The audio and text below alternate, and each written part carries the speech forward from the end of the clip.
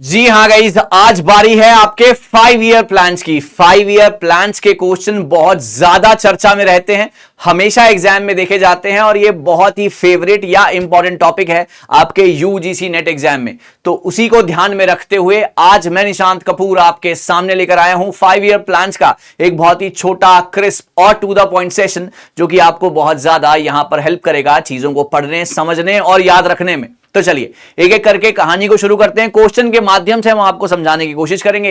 हर question पर video को pause करके अपना राइट आंसर रखने की कोशिश जरूर कीजिएगा।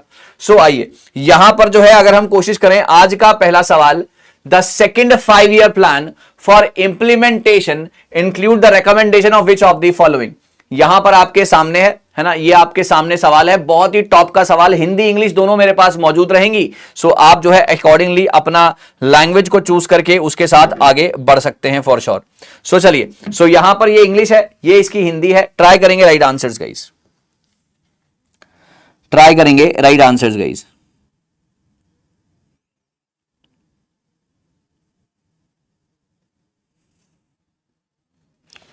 हाँ जी, सो यहां पर अगर मैं बात करता हूं तो इस सवाल का जो राइट आंसर होगा वो होगा सी, डी और ई। आइए समझने की कोशिश करें। यहां पर अगर आपके करेक्ट आंसर की बात करते हैं, सी, डी, ई है। सेकेंड 5 ईयर प्लान जो था आपका 56 से 61 के ऊपर आया था, जो कि आपका रैपिड इंडस्ट्रियलाइजेशन के ऊपर फोकस करता है, पब्लिक सेक्टर डेवलपमेंट के ऊपर फोकस करता है। सो यूनिवर्सिटी एजुकेशन कमीशन जो स्टैब्लिश हुई थी after second 5 year plan to address the higher education needs, है ना। सो लैंग्वेज कमीशन बी है आपका। While language policy might have been discussed during this plan, it wasn't a central theme.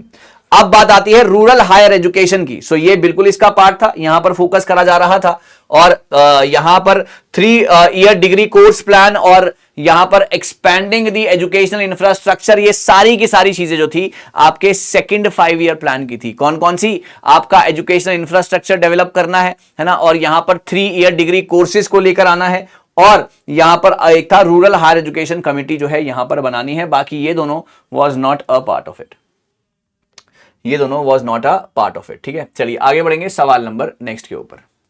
The policy of privatization of higher education began during dash. Hindi नीचे लिखी हुई है, try करेंगे सभी बच्चे।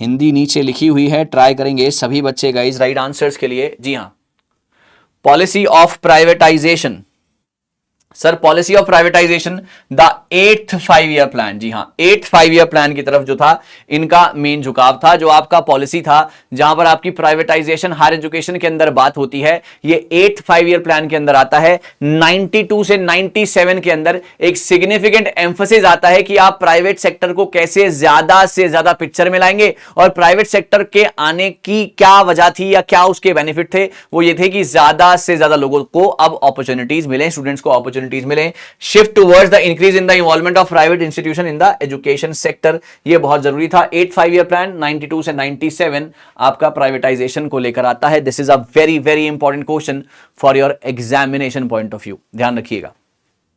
आगे बढ़ेंगे सवाल नंबर नेक्स्ट के ऊपर। Which of the following 5 year plan of India has given the special emphasis on education and man power. Hindi लिखी हुई है नीचे, एजुकेशन और मैन पावर पर किसका, कौन से प्लान का सबसे ज्यादा फोकस था?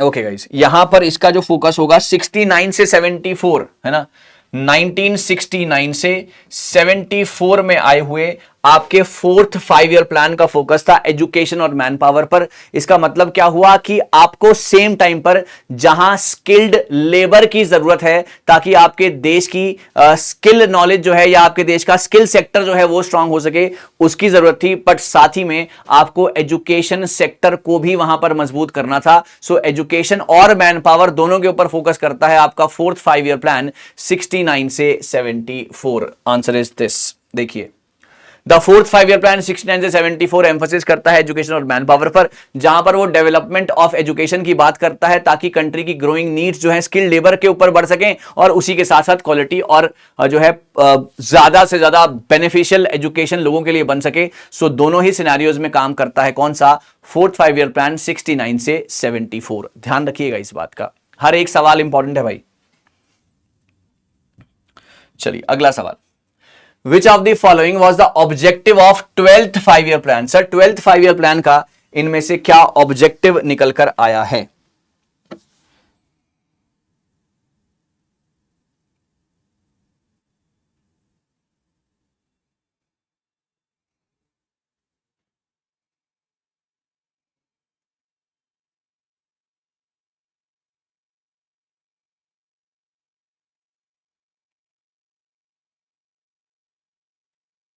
ओके गाइस, यहां पर ना इसकी एक अलग कहानी है।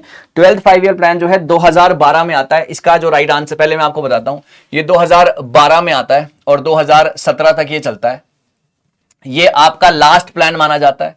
लास्ट प्लान माना जाता है, क्योंकि लास्ट प्लान इसलिए माना जाता है क्योंकि ना 2015 में आपकी प्लानिंग कमीशन जो कि थी वो 1950 में आई थी, वो नीति आयोग में तब्दील हो जाती है और ये सारी की सारी सेंट्रलाइज्ड की जो स्कीम थी इसको रोक दिया जाता है। तो इसी के ध्यान में जो है आपका 12th 5 ईयर प्लान इस तरीके से भी इंपॉर्टेंट है।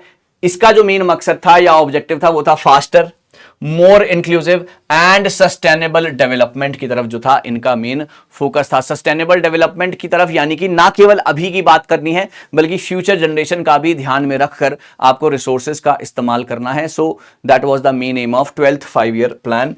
यहां पर अगर आप देखेंगे वाज लॉन्च इन 2012, ऑब्जेक्टिव था faster more inclusive sustainable development. 2015 में आपका नीति आयोग आता है जो कि इसकी जगह पर आता है, प्लानिंग कमीशन की जगह पर। 5 ईयर प्लान जो था आपका 12th वाला 2017 तक रहता है, लास्ट प्लान था in the series of centralised 5 year plan. This is very very important, ये भी आपको समझना पड़ेगा। ओके ये भी आपको समझना पड़ेगा या याद रखना पड़ेगा। चलिए, in which 5 year plan was the education for all children up to the age of 14 year emphasized as a national goal? किस पंचवर्षीय योजना में 14 वर्ष तक की आयु के सभी बच्चों के लिए शिक्षा को राष्ट्रीय एक तरीके से लक्ष्य के रूप में महत्व दिया गया था?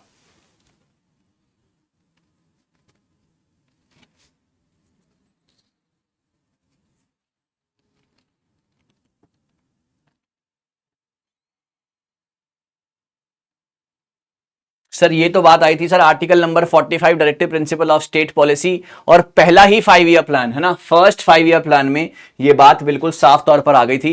यूनिवर्सल एलिमेंट्री एजुकेशन के ऊपर फोकस करना है, set a goal for providing free and compulsory education for all children up to the age of 14 as directed by article 45 of the directive principles of state policy. बिल्कुल सही, बिल्कुल correct, बिल्कुल उम्दा। ठीक है आगे बढ़ेंगे। The National Policy on Education NPE 1986 was introduced during which 5 year plan? Sir 1986 हमारी 3 एजुकेशन पॉलिसी हैं, 68, 86 एंड 2020। सो आप मुझे बताइएगा 5th, 6th, 7th या 8th इनमें से कौन से प्लान में आपकी ये वाली पॉलिसी जो है पिक्चर में लाई गई थी?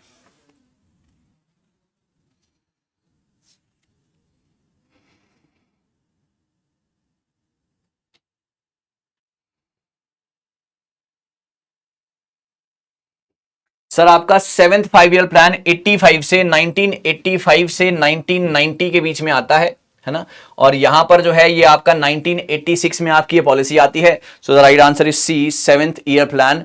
7th प्लान एम्फसाइज करता है education for all, aimed at removing disparity, हटाओ है ना। एनपीई 86 को बाद में जो है मॉडिफाई किया जाता है, जो कि फोकस करते थे यूनिवर्सल एजुकेशन पर, इक्वालिटी पर, अडल्ट एजुकेशन पर, strengthen higher and teach technical education, इन सभी के ऊपर फोकस था 86 का, जिसको बाद में 92 में थोड़ा सा शिफ्ट किया गया, चेंज किया गया, और 92 के थे यूनिवर्सल एजुकेशन, मतलब सबको एजुकेशन दो, सबको बढ़िया एजुकेशन दो, डिस्पैरिटी हटाओ है ना, अडल्ट एजुकेशन लिटरेसी दो, और हायर और टेक्निकल एजुकेशन के ऊपर ज्यादा से ज्यादा बेटा फोकस करो।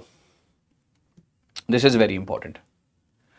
कौन सा 5 ईयर प्लान एम्फोसिस करता है on the expansion higher education का, टेक्निकल एजुकेशन का, to meet the man power needs? बताएंगे।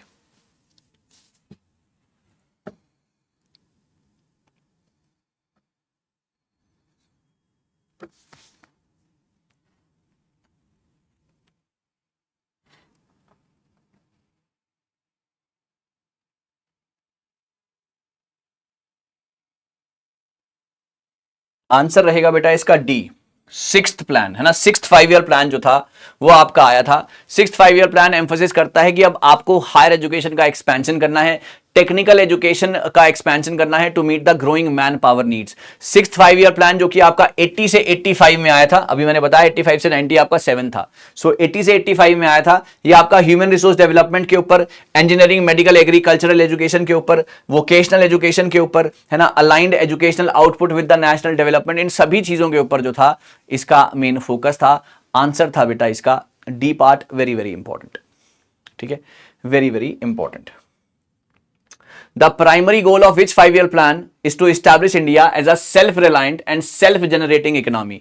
आत्मनिर्भर बनाने की बात कौन से 5 ईयर प्लान में एक तरीके से कही गई थी? कौन से 5 ईयर प्लान में कही गई थी? जल्दी से गाइस ट्राई करेंगे right answers.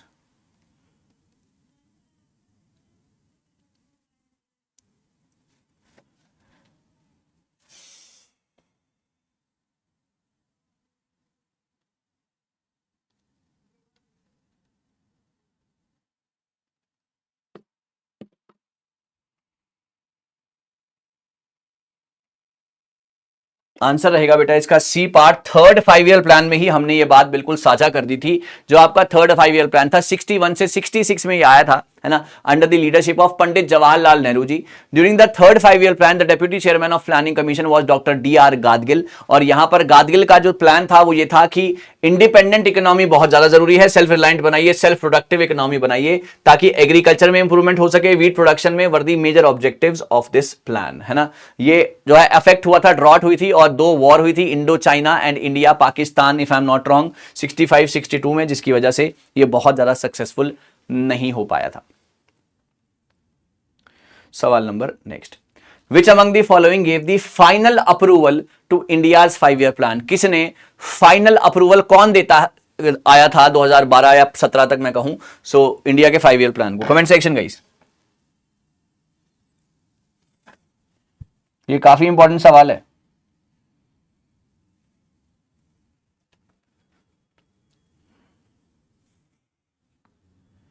A part is absolutely correct, sir. National Development Council, NDC. National Development Council was the final authority that used to give final approval to the 5 year plan.